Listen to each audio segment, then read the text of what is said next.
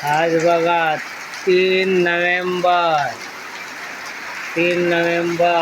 2025 तरी पाऊस बघा कसो धोधो लागता।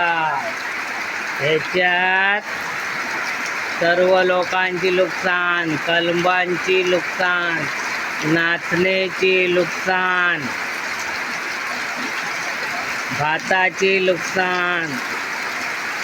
कोकणात काय मुसळधार पाऊस बघा, पण कोकणी माणूस एवढे नुकसान झाले तरी कधीच मागत नाही, कारण सरकारने दिला तर घ्यायचा नाहीतर जाऊचा, अशी कोकणी माणसाची सवय हा।